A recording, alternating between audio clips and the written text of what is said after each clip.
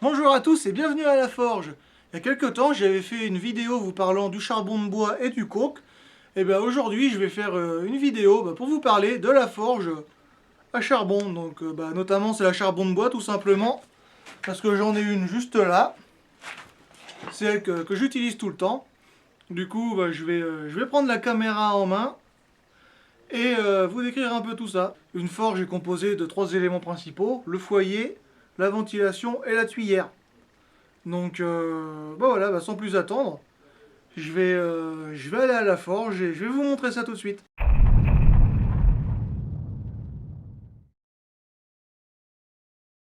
Alors du coup, nous voilà à la forge.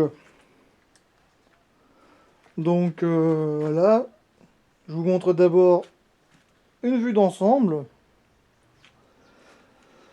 Donc maintenant, on va passer à la partie centrale de la forge, c'est-à-dire le foyer. Donc c'est là que la magie opère. Donc là, par là que l'air ressort. On y met le charbon, on y met le feu. Des briques tout autour pour garder la chaleur. Donc là j'en ai deux épaisseurs. Donc idéalement en fait il aurait fallu qu'il y ait aussi du ciment réfractaire pour caler tout ça. Mais vu que je veux que ma forge reste transportable, il faut que je puisse enlever les briques. Du coup voilà, c'est comme ça que je fais. Mais bon, ça marche très bien et j'ai aucun souci. Donc voilà le foyer. Donc maintenant je vais vous montrer la ventilation.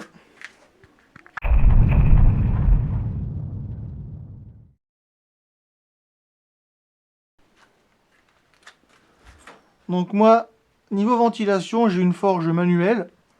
Donc il n'y a pas le moindre moteur, c'est tout à la main. Donc sur ce type de ventilation, il ne faut pas tourner dans le sens des aiguilles d'une montre, mais dans le sens inverse. Je vais vous montrer la différence. Donc on va mettre des cendres à l'intérieur, voilà. Donc si je tourne dans le sens des aiguilles d'une montre, ça souffle pas beaucoup, hein. Mais si à la même vitesse je tourne dans le sens inverse des aiguilles d'une montre, comme vous pouvez le voir, déjà tout de suite ça crache beaucoup plus. Là c'est pour une raison très simple, hein, c'est que dans le sens inverse des aiguilles d'une montre, l'air circule dans ce sens-là et finit directement dans la tuyère. Donc du coup là, derrière, je sais pas si je vais pouvoir vous le montrer, mais voilà, il y a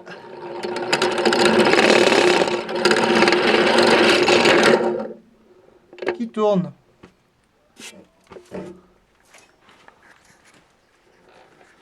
Donc c'est vraiment aussi simple que ça. Et maintenant, tout ça, c'est relié à la tuyère.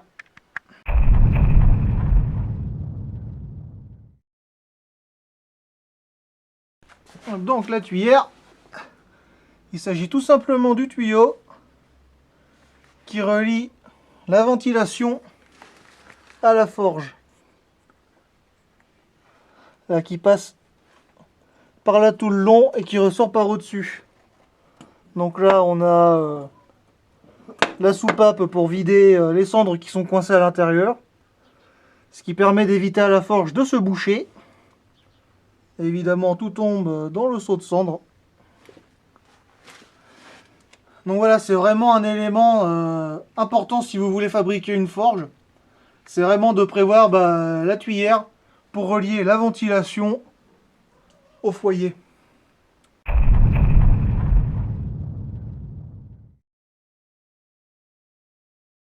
Donc voilà, c'est l'anatomie de base d'une forge à charbon de bois.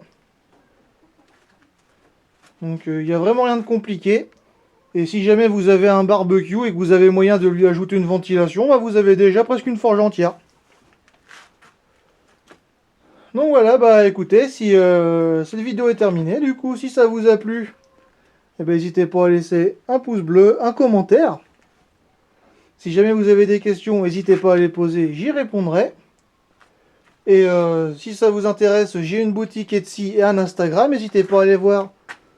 C'est dans la description de la vidéo. Et pourquoi pas, abonnez-vous si ça vous chante. Moi, ça m'aide beaucoup. Et dans tous les cas, bah, moi, je vous souhaite une bonne journée. Je vous dis à la prochaine. Allez, salut tout le monde!